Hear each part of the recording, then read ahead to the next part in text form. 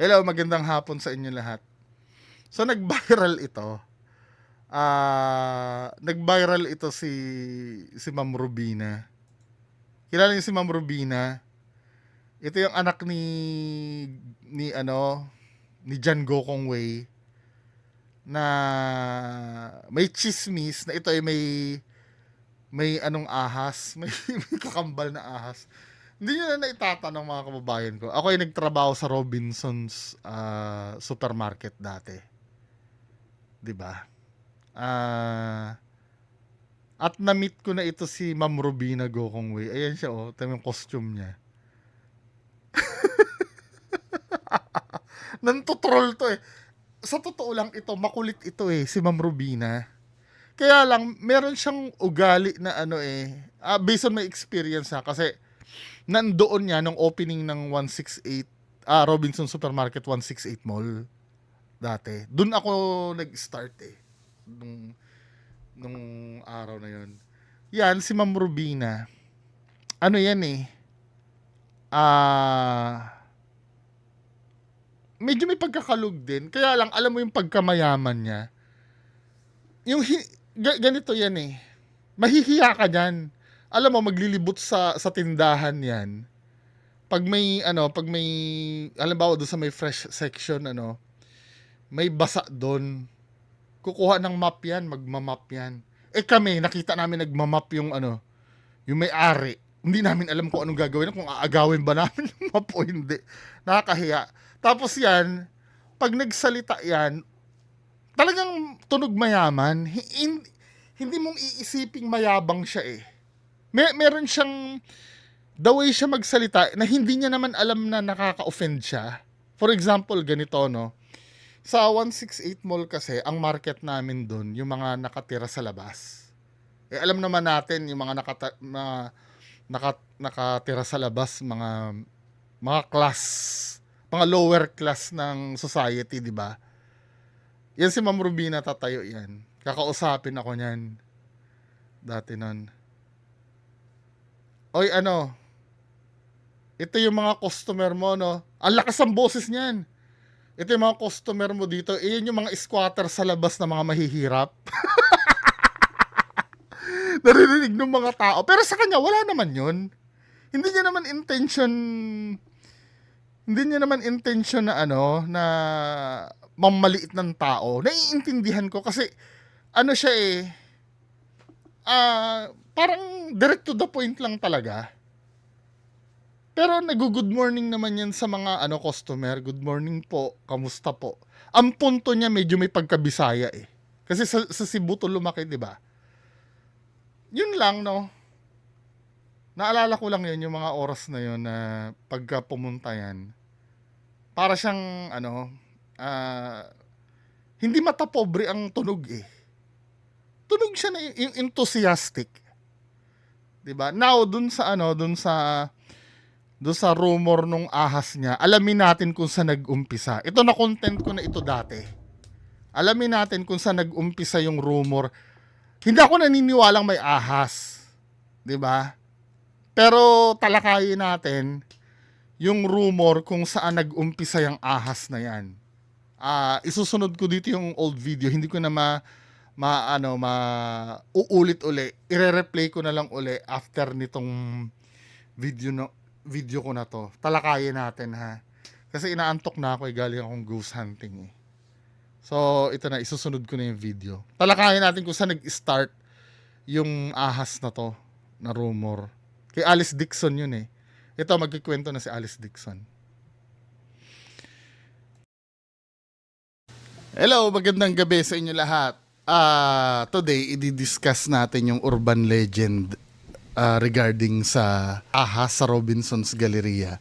Meron kasi akong nakitang video regarding dun sa origins ng urban legend na yon. Kasi ang kilala yung urban legend na yon, nag-start yon kay Alice Dixon, di ba? Na di umano daw, parang nahulog siya sa isang trapdoor habang nasa fitting room siya sa mall. Di ba? Ngayon, iniisip ko, no? Kasi nagtrabaho ako sa Robinsons before eh. Nung na-hire ako sa Robinsons, may company orientation. Then nag-o-orient na company policy, etc., etc. 'Di ba? Then bandang huli, any questions? May tanong pa ba kayo? Hindi ko maintindihan sa sarili ko. Bigla akong tinanong, totoo po ba yung ahas? Tinanong ko yun as in seryoso. Habang seryoso na totoo po ba yung ahas? Nagtawanan yung mga kasamahan ko, yung nag-o-orient. Hindi ako pinansin. Dinedma ako. Siguro parang tanong ng kalokohan lang 'yan, 'di ba? Parang ganoon yung na-interpret ko. Yun ang unang ko dun sa urban legend ng snake. Yung parang tinatry ko i-confirm, 'di ba? Pero tuloy ako din nag-work ako, no. Sa Robinson Supermarket ako eh. Ngayon, dumating yung time na ito, i-share ko lang yung mga experience ko na masasabi ko na tungkol sa pag-i-investigate ko tungkol dyan sa ahas na yan. 'Di ba? Nagkaroon ako ng content nito dati, pero hindi ganito ka-elaborate. Ngayon, 'di ba, ako ay na-assign sa isang branch ng Robinson Supermarket. Unang-una dati sa 168 ako, then nalipat ako sa Caloocan. 'Di ba? Noong nasa Caloocan ako, 'di ba, dahil supermarket ako, peak season kasi, mabenta yung mga ham. 'Di ba? Mga ham, tapos yung mga ibang panghanda na na groceries. Ngayon, dahil nagkakaubusan ng stock at overstock yung Robinson's Galleria, nakiusap kami kay Ma'am yung store manager ng Robinson's Galleria, si Ma'am Reg pa nun eh. I don't know kung nandun pa rin siya ngayon, 'di ba? Manghihingi kami ng ham, ng stock transfer sa amin kasi ang daming nung time kasi na nasa Robinson's Supermarket Caloocan ako. Nasunog yung Grand Central. 'Di ba? Nasunog yung Grand Central. Kaya lahat ng mga customers namin sa amin napunta. Lahat ng mga customers ng Grand Central. Kaya ubus-ubos yung paninda namin that time. So nagkaroon kami ng initiative na manghingi sa mga big store ng mga stocks. Kasi nga yung supplier hindi na rin makapag-provide kasi nga sobrang in demand nung product nila, katulad ng Pure Foods, CDO, yung mga ham nila. Ngayon, pumayag si Ma'am Reg, malalaman nyo kung ano relevance nito do sa ahas. Pumayag si Ma'am Reg na manghingi kami 500 pieces na ham. Sige, pick up nyo na. Ngayon, sumama ako dun sa close van na magpipick up ng ham. Ang RDU ng Robinson Supermarket that time na isa basement. 'Di ba? Ang kasama ko, isang driver, tapos isang selling crew. 'Di ba? Nagpark kami sa baba. Naaalala ko sa basement ng Robinson's Galleria. May malaking pinto doon, men. As in, alam niyo yung parang basta malaking pinto siya na gawa sa bakal. 'Di ba? Napaka-mysterious nun sa ilalim ng Robinson's Galleria. Nagbibiroan nga kami diyan ba nakatira yung yung taong ahas. Basta natatandaan ko 'yon. Then medyo na-obsess ako diyan eh. Dumating nga sa point na naging biruan 'yun. Mabait naman yung si Ma'am Robina eh, 'di ba? Pag assembly ng mga store manager, syempre kinakamusta kayo niyan. Kamusta yung yung branch nyo, 'di ba? Ano na nangyayari? Bilyonaryo 'yun si Ma'am Robina, pero ang accent niya may pagka-Bisaya eh. Medyo may pag nagtatagalog 'yun, pero fluent siya sa English, tsaka maganda yung diction ni Ma'am Robina. 'Di ba? Pero pag nagtagalog siya, alam mo yung punto ng Bisaya. So, kinakamusta. May mga store manager na gago na tinatanong siya direkta tungkol do sa ahas. ang mga sagot niya puro pabiro, 'di ba? Yung ahas ginawa ng sapatos, binibenta na sa dep store, mga ganun-ganun. Ginawa ng sapatos, then assembly nun, naalala ko, aming ganun, tinanong niyang ganun, no? Sino ang naniniwala na may kapatid akong ahas?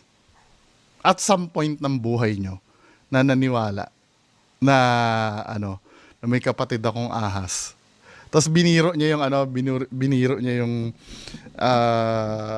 general manager. O ilista mo yan ha, kung sino mga naniwala, tanggalin mo na bukas yan ha. Palabiro sila. Hindi sila seryoso dun sa rumor ng ahas. Hindi nila siniseryoso 'yon. Pag nandun ka mismo sa company, 'di ba? Pero naiisip ko ito yung theory na come up ko noon diyan sa mystery ng ahas na 'yan. Ni-research ko kasi yung ibig sabihin ng Robinson, 'di ba? Robinsons sila, Robinsons. Walang apostrophe 'yun eh. Tingnan natin yung logo ng Robinsons. So ito mga kababayan, ito lang yung naobserbahan ko. Nung nagkandak ako na research tungkol dito, alisin muna natin yung S kasi hindi naman siya yung may apostrophe eh. 'Di ba? Kapag nilagyan mo kasi ng apostrophe 'yon, yung parang pag-aari niya yung isang bagay. May tawag doon nakalimutan ko na yung na yun eh. Yung mga nakakaalam nga, may yan eh pag may apostrophe eh. Yung halimbawa, Bungos Supermarket. Dahil supermarket kayo, may apostrophe dapat. Pero ito, tandaan nyo yung Robinsons na yan, walang apostrophe. Robinsons Supermarket. 'Di ba? O Robinsons Galleria. Pero yung Robinson itself, pagka hinanapan mo na meaning niya, Robinson na yan. Robinson, ang meaning niyan, son of Robert. 'Di ba? Ang isang anak ni John Robert Gokongwei ay si Lance Gokongwei. So malamang hindi siya 'yon. Ang rumor kasi kakambal daw ni Ma'am Robina si Robinson. Yun ang sabi nila, So inisip ko Robinson tapos nilagyan ng S sa dulo kaya naging Robinsons. Ano yung S na 'yon? Snake. Tapos pagka ito naisip ko lang naman, pag binaliktad mo yung logo, para siyang ahas na tumutuklaw ng apple.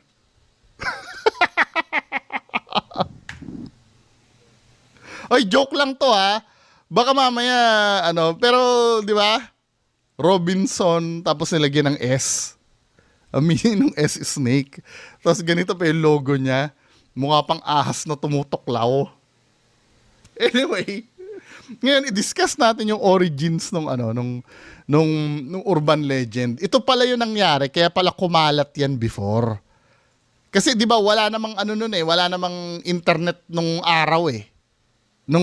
Kasi ang kwento niyan 'di ba si Alice Dixon daw, ulitin ko Si Alice Dixon daw ay pumunta daw sa mall, 'di ba? Then nagsukat sa fitting room, biglang bumukas daw yung parang trapdoor.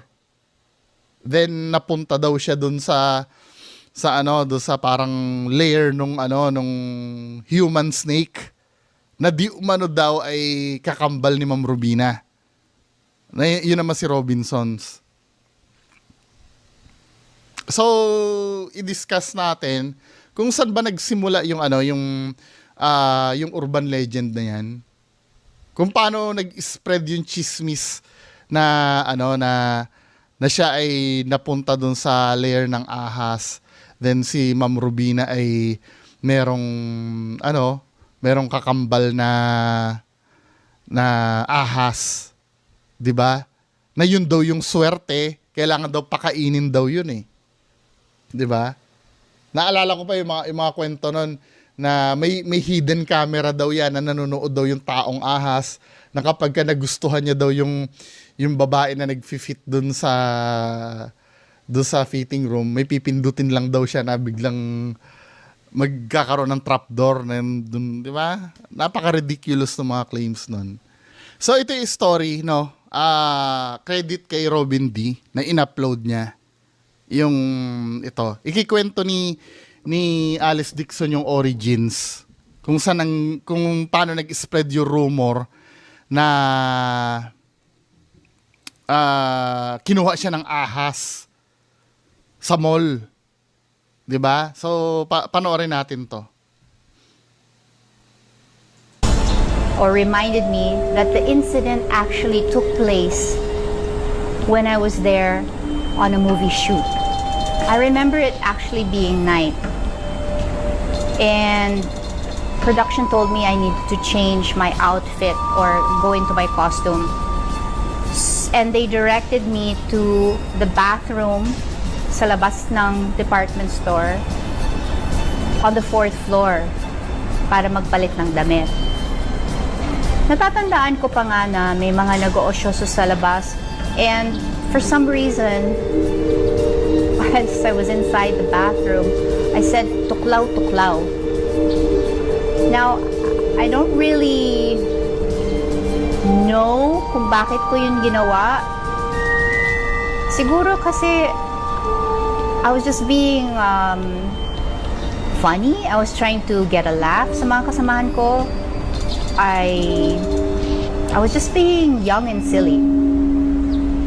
And also because yung time na yon, yung kasamahan ko sa pelikulang Jezebel na si Richard Gomez, he had a movie that came out called Tuklaw. At uso yan noon. A few days later, lumabas yung balita or gossip na kinagat ako or kinain ako ng malaking sawa sa loob ng mall. Lumabas pa ito sa headline ng tabloids and news. And one day or one morning after, my secretary told me na tumawag ang Robinson's representative. Gusto ako kausapin. But I believe siguro they wanted to ask me if I had made these comments and these accusations. But I dismissed it. And I went on with my business. However, the news did not die down. In fact, even months after, pag nakakausap ko yung mga Chinese, Filipino friends ko, they were saying na totoo nga, merong offspring na snake, na half snake ang Gokkenwei. And of course, this was usap-usapan lang, right? Wala namang pruweba to this. My other theory is that my silence created a snowball. Okay, i-recap natin yung kwento kung saan nag-originate yung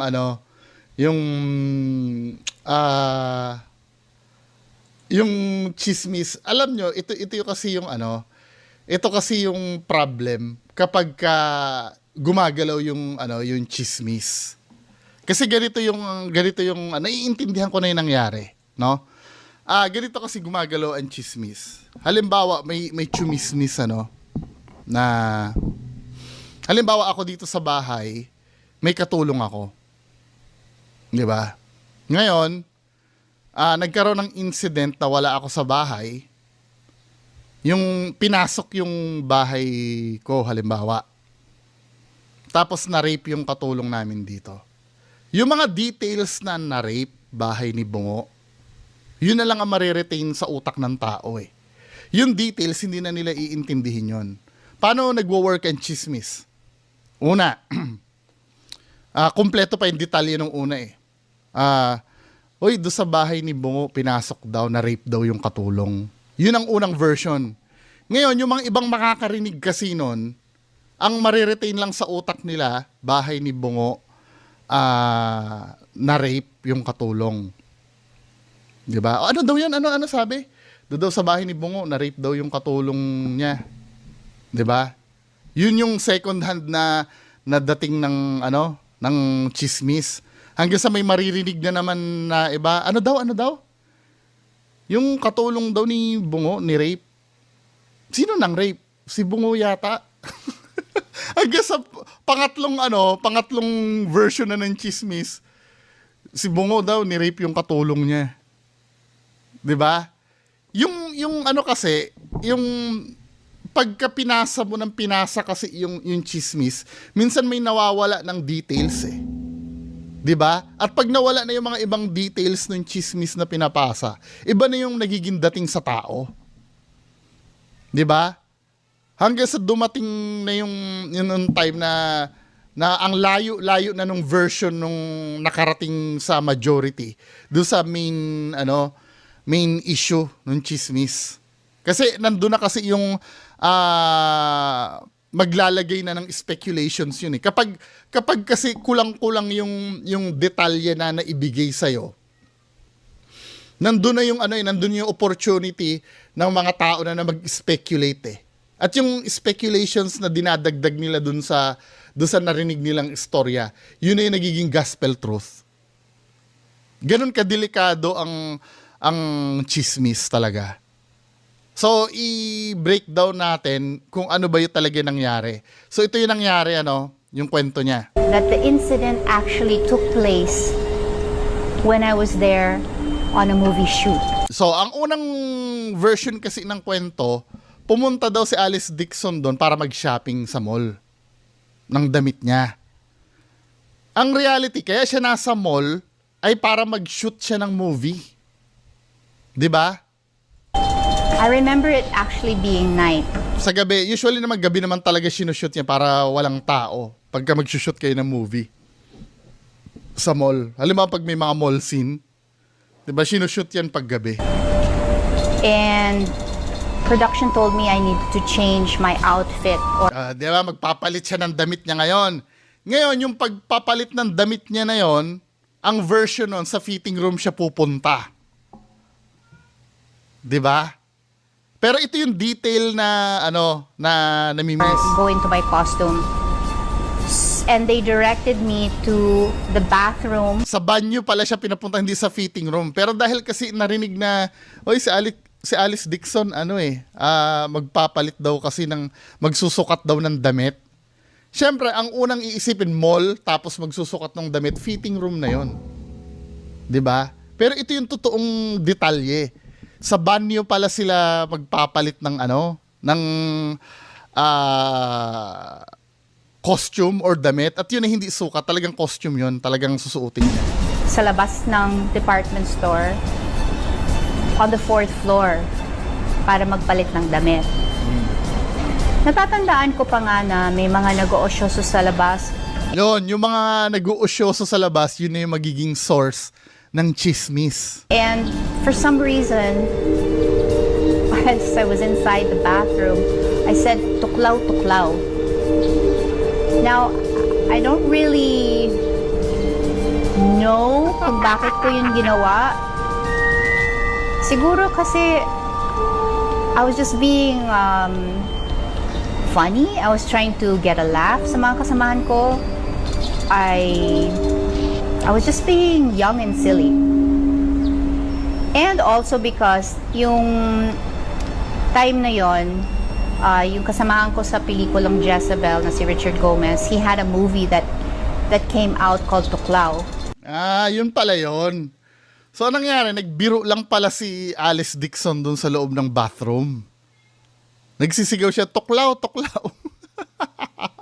Parang nagprank lang siya sa mga kasama niya nun. So, yun na yung pinagmulan nun, men. At diba? Uso yan noon.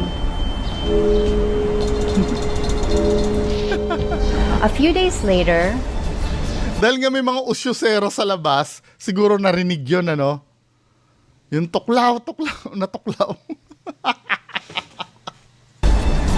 Lumabas yung balita or gossip na kinagat ako or kinain ako ng malaking sawa sa loob ng mall. See, kung paano gumagalaw yung chismis.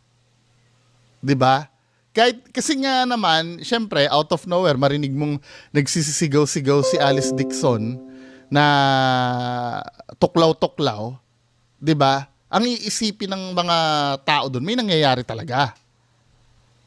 Kasi hindi pa nila alam eh, sila na yung magfo-formulate nung kung anong event yung nangyari. Siyempre, magi-start yan sa mga speculations at yun na yung magiging truth. 'Di ba? Lumabas pa ito sa headline ng tabloids and news. And one day or one morning after, my secretary told me na tumawag ang Robinson's representative. Gusto ako kausapin.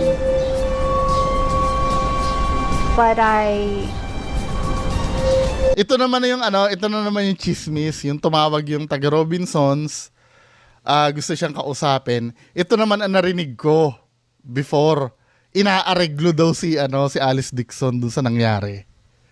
'Di ba? Pero ito yung totoong version. I believe siguro they wanted to ask me if I had made these comments and these accusations. But I dismissed it. And I went on with my business. However, the news did not die down. In fact, even months after, pag nakakausap ko yung mga Chinese, Filipino friends ko, they were saying na totoo nga, merong offspring na snake, na half snake ang Gokkenwei. And of course, this was usap-usapan lang, right? Wala namang pruweba to this. My other theory... Kasi nga wala namang internet doon at madali talaga maniwala yung mga tao noon dati. 'Di ba? Lalo na ang naglabas pala noon mga newspaper, naging headline pa pala sa newspaper. Ganun kalakas ang credibility ng mainstream noon. Hindi katulad ngayon na on the spot pwede nating i-fact check kung totoo yung binabalita o hindi. Is that my silence created a snowball. Totoo yun, kasi nanahimik ka, ma'am eh. Kasi nung nanahimik ka, naging free yung mga tao mag-isip kung ano ba talaga yung nangyari. 'Di ba? Kasi siguro may iniisip din naman ni Ma'am Alice Dixon na hindi naman totoo yan eh. 'Di ba? Pero sometimes kasi, lalo na pagka halimbawa ganyan na nagiging headline na ng need mong ipaliwanag yung totoo talaga. 'Di ba? Kasi kapag nanahimik ka ng ganyan, binibigyan mo ng freedom yung tao na mag-isip or mag-speculate ng mga talagang nangyari ayon sa kanilang kwento. Ibig sabihin, perhaps my silence was a contributing factor sa paglaki ng rumor na ito. One of my close family friends, meron kaming usapan that after a certain point or pagdating ng certain time, that I would actually reveal my story. Hindi naman revelation, pero to tell my story. So, this is the time. This is the time that I want to set things straight. I know a lot of you are going to be saying, ay, ano ba naman yan? Denial na naman. Ito kasi yun eh, men eh. Yung mga tao kasi nag-invest na ng paniniwala do sa urban legend na yun. Kaya ngayon kasi, kumbaga malalim na yung ugat nun eh. Napapansin ko din yan, men eh. Pag may pinaniwalaan kasi ang tao at ininvest na nila yung puso't isipan nila doon, parang ayaw na nilang mabali yung fantasy nila. 'Di ba? Kahit sa akin din, nangyayari din sa akin yan. Alam nyo ba dati nung paniwala ako na totoo ang wrestling nun? Kahit marami na nagsasabi sa akin na hindi totoo ang wrestling. Nilalaban ko pa rin. 'Di ba? Kasi nga ano 'yun ano na nating humans 'yun. Katangian na natin 'yon na nasa stage 'yan eh. Yang denial na 'yan eh. May mga ano 'yan eh, may mga pagdadaanan ka bago ka makarating sa acceptance. 'Di ba? Isang stage pa lang 'yung denial na 'yan. Once na nalaman mo 'yung totoo. 'Di ba? But the truth of the matter is, a denial is something that you say if something is actually true. You deny something that is true. But I'm not denying anything because what I'm saying is that nothing really happened. Nothing really happened in the way that the urban legend or the myth dictates. Kunwari, hindi naman ako nahulog sa trapdoor. Wala naman trapdoor na... Hindi naman ako tumakbo sa corridor palabas ng, papuntang hotel. Hindi din naman ako nabayaran ng 850 million at hindi rin nangyari yung nakat yung pagsasalita ko sa isang TV show when I was trying to explain myself. Those things are all not true. The last possible theory is that it is the truth. Right? Pero kaya ba maraming naniniwala because it's just a well-hidden secret? Kung totoo nga, bakit walang nag-step forward? Like there's no security guard, there's no maid, there's Oo nga naman, 'di ba? Kasi imposibleng sila lang ang mag-aalaga doon, 'di ba? no close friend, there's nobody who's actually witnessed this aside. Tsaka scientifically impossible 'yon na magkaroon ng hybrid na taong ahas. Imposible 'yon. 'Di ba? Hindi pwedeng bire mo ang ahas kasi cold-blooded tapos warm-blooded yung tao. Imposible 'yon. 'Di ba? Aside from this urban legend, there's nobody to corroborate this myth. 'Di ba? Wala. It was rumored a few years ago na namatay ang taong ahas sa mall. Lumabas pa nga ito sa YouTube and sa balita. Ang liit naman yan. Pero hindi natin ma-disprove yan or proof. However, kinontak ako ng Robinson's Galleria shortly after to participate in their digital ad campaign. Now, is this a coincidence? Well, kayo na lang po ang bahala mag-decide kung anong paniniwalaan nyo. If it is or if it's not. Basta, sinabi ko na sa inyo yung truth ko. I told you what happened. And hopefully, this is the first and last time I'm gonna need to explain myself or say anything about it. So, mga kababayan ko, hopefully, nasatisfy kayo dito sa napag-usapan natin. 'Di ba, mga men? Wala ganun talaga eh. May mga bagay na alam mo 'yon, yung paniniwalaan natin na hindi naman talaga totoo. Yung hindi pagtanggap dun sa totoo. 'Di ba? Naiintindihan ko naman 'yan eh. Katulad ng sinabi ko kanina, most of us nakapag-invest na tayo ng feeling sa isang bagay na hindi totoo. Kaya ang tendency ilalaban na lang natin 'yon. Ganyan na nangyayari sa mga fans ng mga fake ghost hunters. Na minsan hindi nila matanggap at hayaan nyo, i-adjust na nila yung isipan nila dun sa I'm so sure may magsasabi, ano ngayon kung hindi totoo, at least nag-enjoy kami.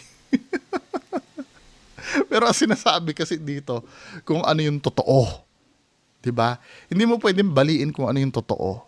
Darating ang time, lalabas din yung totoo. Kahit na anong gawin mo pa, anong gawin nyo, kasi yung truth kasi lalabas, sisingaw at sisingaw talaga kung ano yung totoo eh.